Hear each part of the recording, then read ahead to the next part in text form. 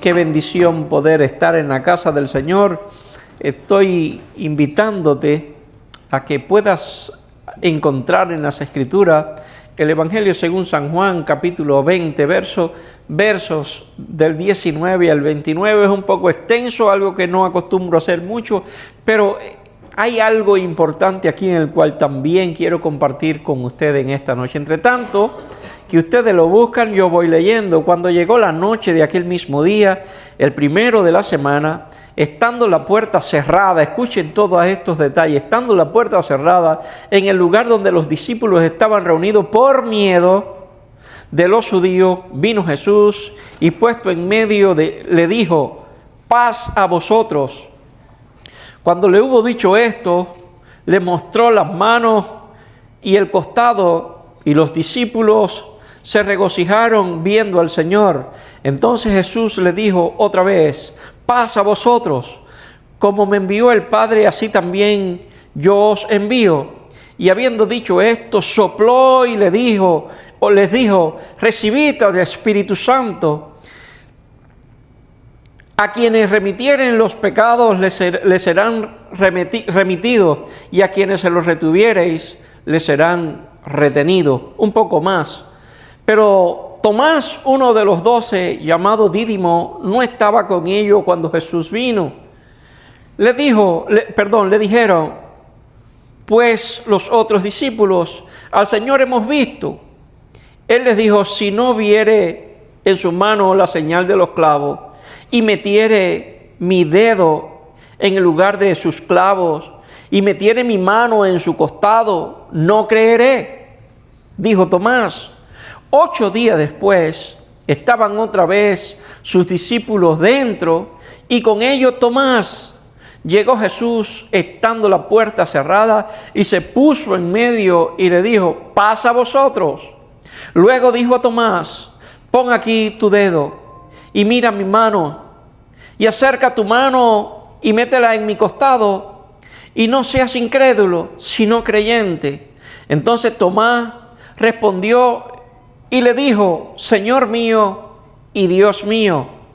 Jesús le dijo: porque me has visto, Tomás, creíste. Bienaventurados los que no vieron y creyeron. Dios continúe bendiciendo su palabra en nuestros corazones. Bueno, ¿por qué tantos versículos? ¿Por qué tan extensa la lectura hoy? Especialmente hoy, porque quisiera tocar algunos detalles que es muy importante, y porque de alguna manera esto se identifica con nuestra vida en cualquier etapa.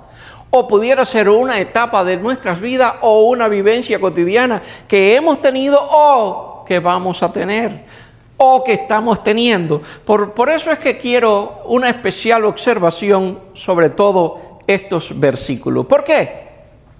La resurrección ya ocurrió, tanto hace 2000 años, como el festejo la semana pasada, ¿verdad?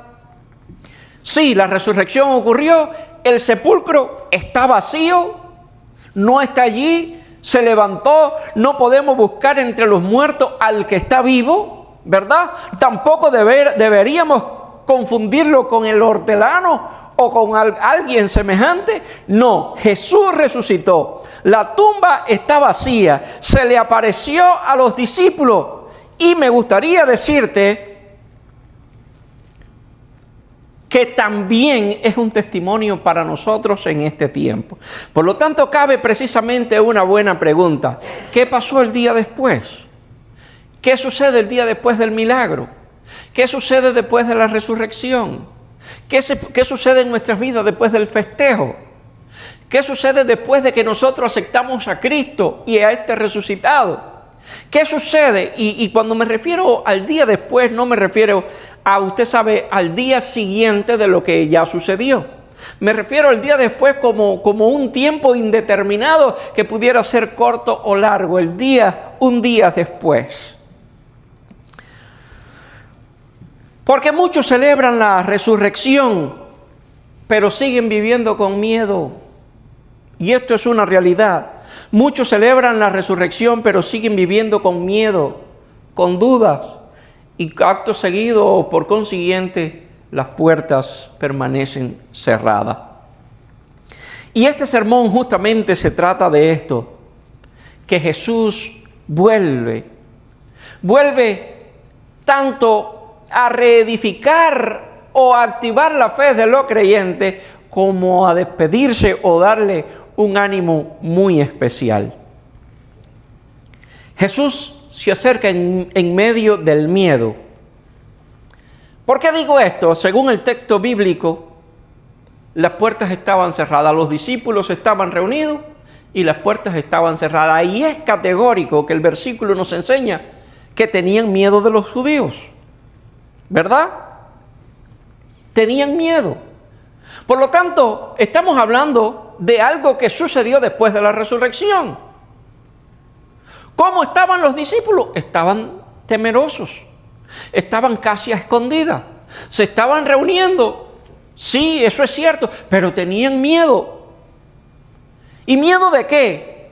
Allí dice especialmente del pueblo y de los judíos, que le tomaran, que le apresaran y todas estas cosas, que le maltrataran. Tenían miedo.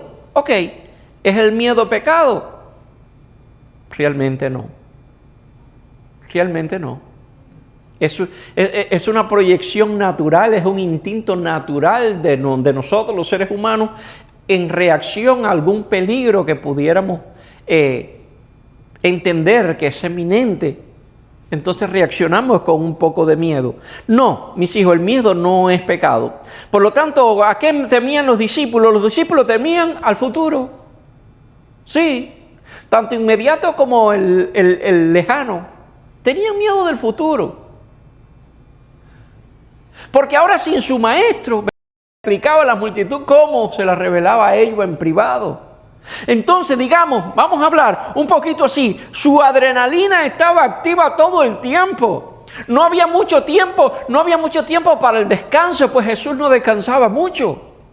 Jesús se levantaba temprano, se acostaba tarde, estaba toda una noche orando, al otro día se levantaba y caminaba sobre las aguas e iba de un lugar a otro, y los discípulos continuamente le seguían. Por lo tanto, eran personas que estaban completamente activas. De repente le quitan al maestro. ¿Y cómo se quedan esta gente? Inactiva. Tal punto que volvieron a hacer lo que hacían antes. Ok, no dejaron de reunirse, pero lo hacían con temor, lo hacían con miedo. ¿Y ahora qué va a pasar? Nos quitaron al maestro.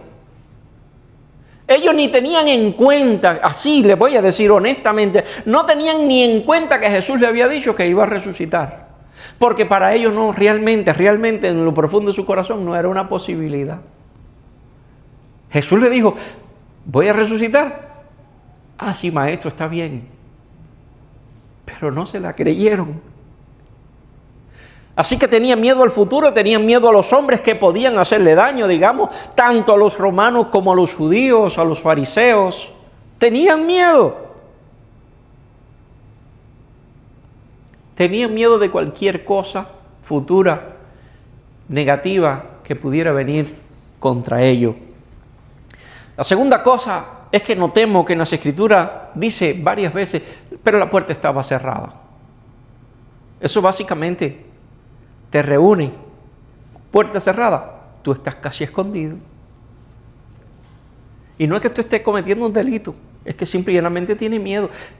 Se están reuniendo a escondidas, así simple y llanamente, porque no podían hacer pública su fe. Pero el texto dice algo importante. Jesús se paró en medio de ellos, pero nunca dice que abrió la puerta. Nunca dice que tocó la puerta. Nunca dice que alguien le abrió. Simple y llanamente se paró en medio de ellos. Porque Jesús no espera que tenga todo resuelto para aparecer. Si Jesús esperara que tú resolvieras tus propios problemas, ¿para qué lo necesitaríamos?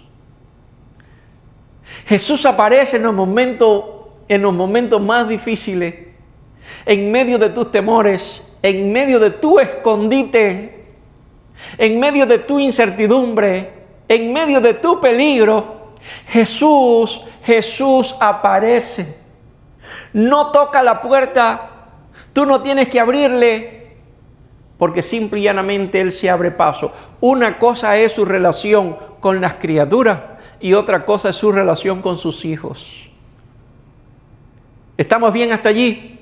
Una cosa de una manera trataba con nosotros cuando no éramos hijos de Dios y de otra manera trata ahora que somos coherederos de la gracia. Una cosa es ser criatura y otra cosa es ser hijo. Ciertamente es así. Por lo tanto, Jesús tenía tanto como todo el poder, así como toda la confianza de entrar y compartir con ellos. Su primera palabra, extraordinarias palabras: paz a vosotros. Mire, no hay nada que altere más que te digan tranquilo cuando tú estás alterado. ¿O me equivoco? No hay nada que moleste más que te digan relájate cuando tú estás tenso. Que te estén hablando cuando tú no quieres oír. Todo lo que tú necesitas es tranquilidad. Los discípulos tenían miedo de todo. Y viene Jesús, se le aparece a ellos, en medio de ellos, y le dice paz a vosotros. Ciertamente la necesitaban, pero no era lo que estaban procurando.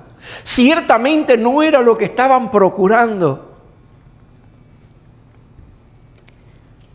Jesús entra a tu casa en medio de tu confusión, en tu encierro, en tu silencio, en tus temores.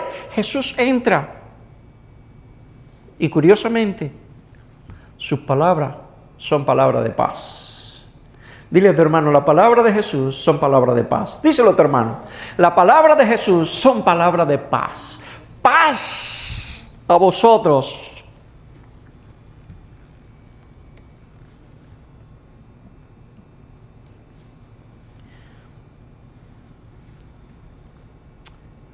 Ahora, si nosotros pudiéramos, usted sabe, conjugar, vamos a decirlo así, si nosotros pudiéramos conjugar el verbo aquí.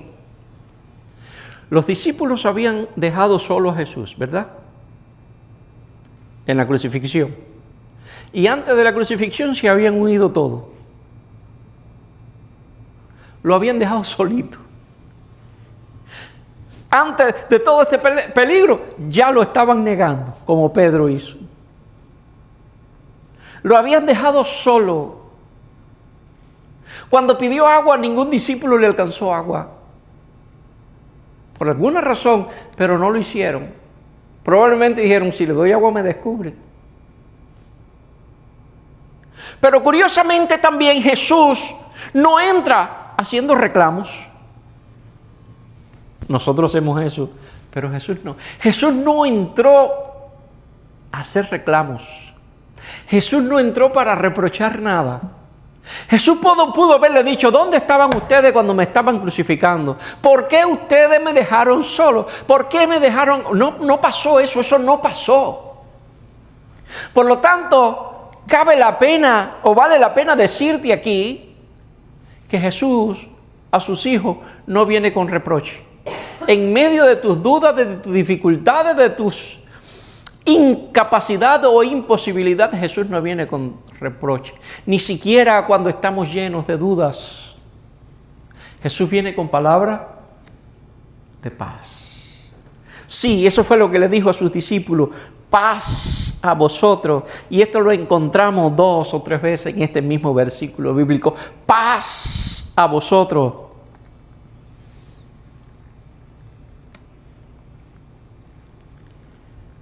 Porque la resurrección de Cristo no es para condenar, es para salvar. La resurrección no es para atribularte, es para darte paz. La resurrección no es para humillarte, es para ponerte en un lugar inminente. La resurrección, amados y amadas, no es para acabarte ni para matarte. La resurrección de Cristo es para darte vida. Podemos entender que entonces la resurrección está saturada, llena de bendiciones y de beneficio para ti y para mí. Cristo no tuvo ningún beneficio en resucitar. Cualquiera puede decir, no, se sentó a la diestra de donde estaba antes de haber nacido. Cristo no tuvo ningún beneficio, ni siquiera en vencer la muerte. Todo lo que redunda la resurrección de Cristo tiene que ver en beneficio nuestro. Todo es a nuestro favor. ¿Sabe? El cielo entero, con todos sus habitantes, trabajando a favor nuestro. Porque somos importantes para Dios.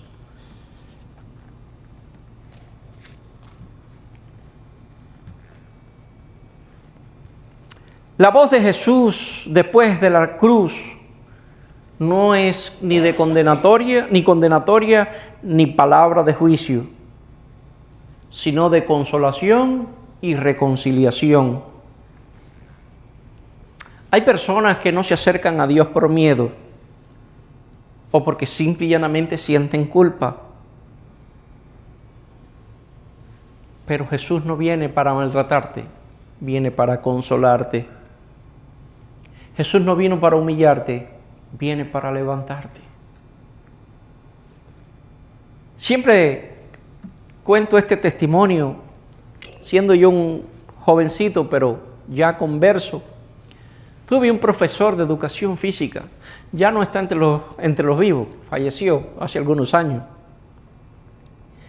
Y este profesor fue profesor mío cuando yo estaba en la secundaria y yo no era cristiano para ese entonces. El tiempo pasó y nos volvimos a ver en el trabajo. Ya él no era profesor, lo habían sacado de la escuela porque se había hecho alcohólico. Pero cuando nos reencontramos, ya yo era cristiano. Pasaron algunos años y cuando nos volvimos a ver, él era alcohólico y yo era cristiano. Conmigo trabajaba muchas personas, o yo con ellos, bueno, trabajábamos muchos. Y un día, un joven quiso darle un consejo a este profesor o alcohólico. Y le dijo, la respuesta de este profe fue, ¿qué me va a aconsejar tú si tú no sabes nada de la vida? ¿Tú alguna vez has tomado? No, profe, sí. Entonces, ¿qué tú me vas a conseguir si tú no sabes nada de la vida? Yo estaba escuchando la conversación, pues estábamos trabajando todos juntos. Un tiempo después, intenté predicarle yo, el cual ese argumento no servía para mí. Intenté hablarle de Cristo a este profe. Y el profesor, ¿sabe qué me dijo el profesor? A mí tú no me puedes hablar de Cristo porque tú eres tremendo descarado. Porque así fue que me conoció en la escuela. Entonces, no aceptaba que uno le hablara de Cristo porque no sabía nada de la vida.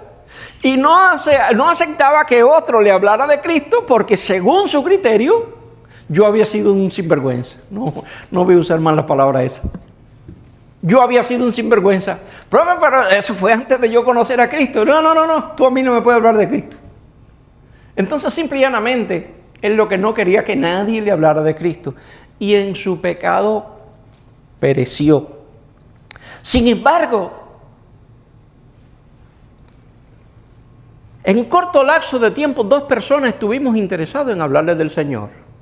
Y ninguno de los dos íbamos a usar palabras de condenación. Porque a la hora de predicar, nosotros predicamos a Cristo, no ninguna condenación.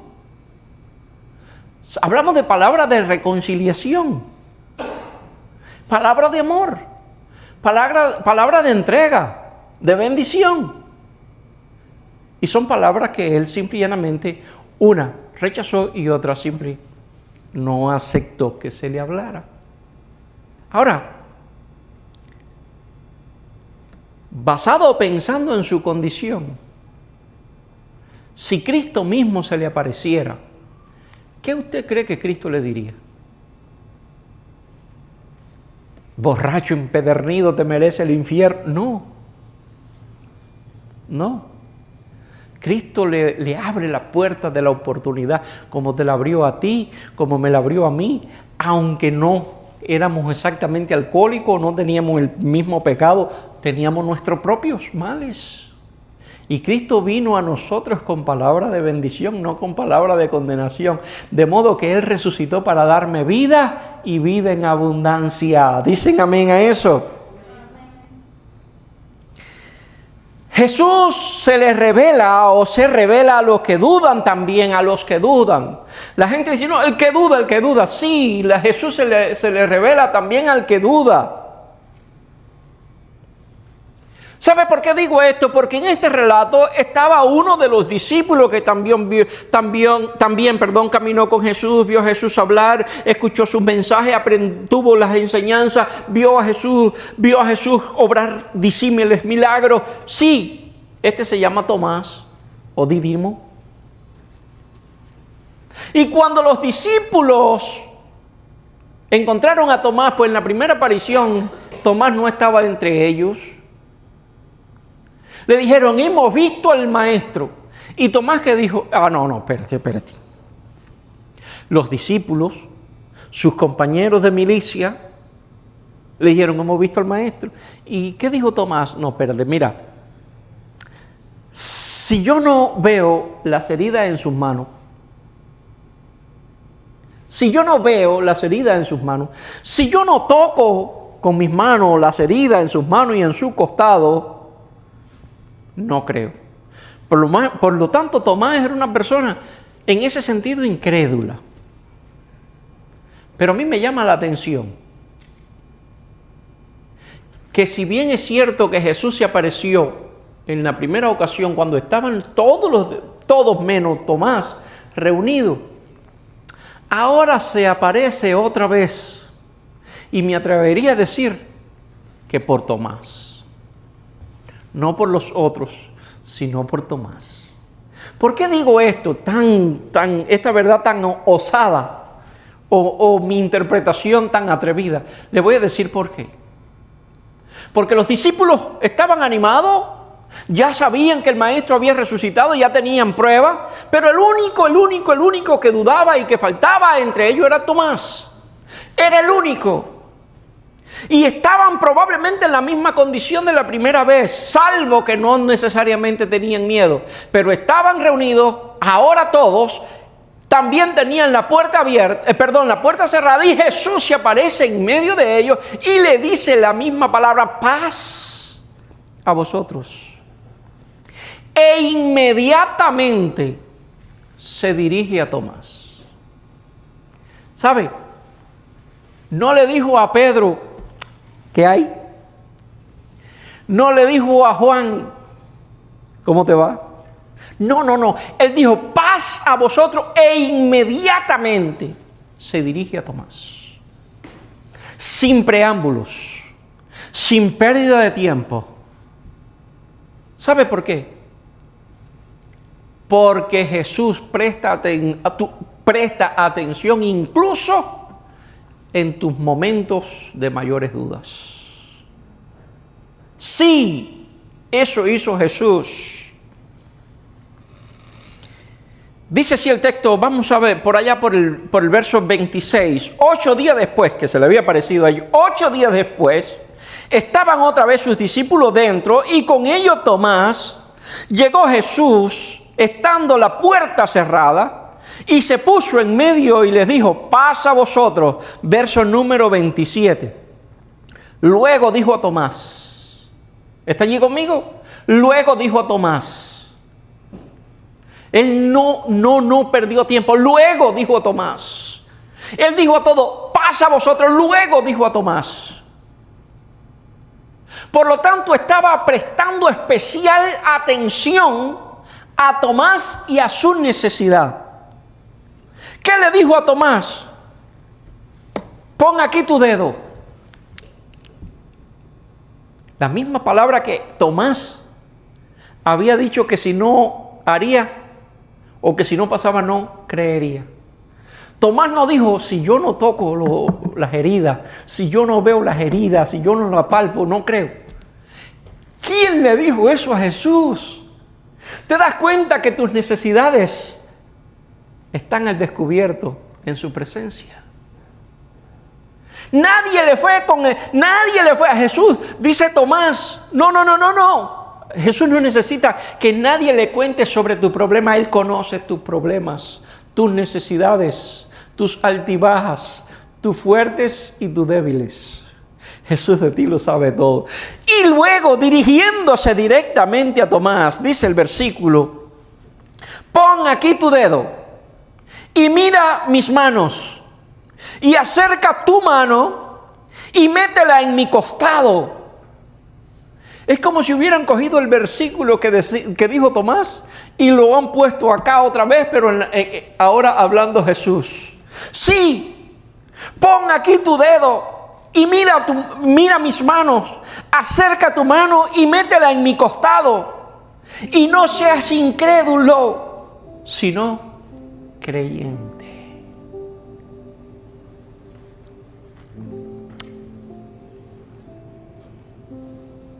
Con Jesús se camina por fe, ¿verdad?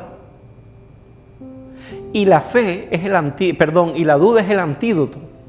O mejor dicho, vamos a decirlo bien, la fe es el antídoto contra la duda. Por eso Jesús le dijo, por eso sé creyente, cree. Pero abre un paréntesis aquí que yo nunca había visto de esta manera. ¿Por qué? Porque yo siempre interpreté esta palabra como parte de la gente pasada y no de la gente futura. Mire esto. No seas incrédulo, sino creyente.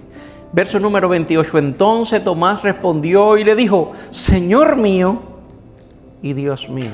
Sí, Tomás finalmente creyó. Sus argumentos de incredulidad se reventaron, se cayeron, se desaparecieron. De tal manera que Tomás dice, Señor mío y Dios mío. Verso número 29. Jesús le dijo, porque me has visto, Tomás, creíste. Está bien, no pasa nada. Porque me has visto, Tomás, creíste. Y aquí viene una clave. Bienaventurados los que no vieron y creyeron. El asunto es los que no vieron. ¿Quiénes no vieron? Nosotros. Jesús no se te apareció a ti diciendo, mira, soy yo. No. Nosotros somos esos creyentes futuros que creyeron sin verle. Ahora, ciertamente nosotros vivimos en un mundo que necesitan, o que muchos de ellos necesitan satisfacer su necesidad como la satisfizo Tomás. Gente que necesitan ver para creer. Pero ya no está Jesús en ese sentido físico para decirle, mira. Sin embargo, está la iglesia. Estamos tú y yo para mostrarle al mundo las heridas de la lanza y de los clavos del Señor Jesús. Nosotros somos ese portavoz. Nosotros somos ese cuerpo. Nosotros somos esa parte esencial e integral que da testimonio de la verdad, de lo que Jesús padeció, de su muerte y resurrección. Por lo tanto, mientras haya duda, también habrán gente como tú y como yo que estemos dispuestos a mostrarle a la gente que Jesús es el único Salvador del mundo. Finalmente, pudiéramos resumirlo diciendo, Tomás, mira, crees. Tomás, mira, crees. La iglesia pudiera hacerse emisora de este principio. Decirle a alguien, mira, cree. La duda no te separa de Jesús, créeme que no. La duda no te separa de Jesús. Si tú eres sincero, probablemente la duda lo único que provoque es acercarte más a Jesús. Pero tienes que ser sincero. No puedes fingir tener fe cuando en verdad estás lleno de dudas. No es más fácil decirle, Señor, estoy lleno de dudas. Estoy que dudo hasta de mi propia existencia. Alguien le dijo a Jesús, ayúdame en mi incredulidad. Y Jesús lo ayudó en su incredulidad. Entonces es cierto, nuestras dudas no necesariamente o no obligatoriamente pueden lograr alejarnos de Jesús. Si tú y yo somos sinceros, lo más probable es que incluso nuestras dudas nos acerquen más a Jesús. Tal vez está creyendo, tal vez estamos creyendo, pero con preguntas. Hay un hombre del siglo XVIII. A mí me encanta su vida, su historia. Hay un hombre inglés que vivió en el siglo XVIII y que vino aquí a los Estados Unidos. Y aquí se conoció, se relacionó con otro grupo de creyentes llamados los moravos, quien conoció en su travesía desde Inglaterra a los Estados Unidos por barco, ¿no? Pero bien, él dijo esta frase: vine a América, oigan esto, europeo, vine a América a convertir indios. Para entonces, todos nosotros los habitantes, o todos los habitantes de América, eran interpretados como indios, como salvajes, como gente sin Dios, sin fe, despiadado. ¿Ok? Así que este hombre obviamente era un hijo de su tiempo. Dice, vine a América a convertir indios, mas a mí, ¿quién me convierte? Un hombre que había predicado el evangelio por todo lugar. Un hombre que había nacido en una cuna cristiana, que había tenido la mejor educación cristiana, sus padres creyentes, sus pastores, sus hermanos creyentes, todo conocedor de las Escrituras. Y oiga esa frase, vine a América a convertir indios, mas a mí ¿quién me convierte? Y su interlocutor, quien le estaba escuchando, le dio sabios consejos sobre estos aspectos. También le dijo otra segunda frase que son muy conocidas y que a mí me gusta mucho. Predico la fe, pero no tengo la fe. Oiga esto, predico la fe, pero no tengo la fe. Y quien le escuchaba le dio un sabio consejo, le dijo esto: sigue predicándola hasta que la tenga. Entonces es posible que sí, que nosotros estemos aquí esta noche, que nos acerquemos a Dios, pero lo hagamos con dudas, con preguntas. Oiga, tengo una revelación para usted. Seguimos siendo seres humanos. Seguimos siendo frágiles. Seguimos siendo imperfectos. Seguimos siendo débiles. Seguimos teniendo en ocasiones crisis de conciencia. Seguimos teniendo los mismos problemas que cualquier otro ser humano. Seguimos sintiendo, seguimos pensando, seguimos acusando y seguimos condenando. De igual manera seguimos siendo condenados o sintiéndonos condenados. Seguimos aquí. Todavía me da dolor de cabeza en ocasiones. A las 12 del día me da un poco de hambre. Y después por la tarde también. Si me pincho, me duele. ¿Verdad? Si me preocupo mucho, me desvelo. ¿Sabe qué quiero decir con todas estas aparentes tonterías? Que seguimos siendo humanos.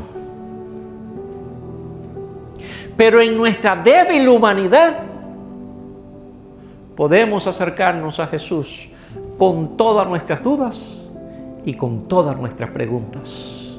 Y ciertamente me gustaría decirte que de Él tendremos respuestas.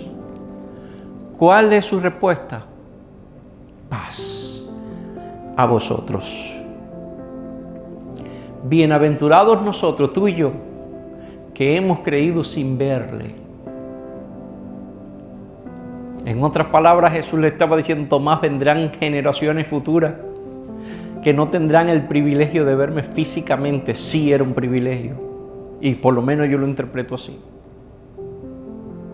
Pero serán generaciones bienaventuradas porque, Tomás, a causa del testimonio del Espíritu, ellos podrán creer sin verme.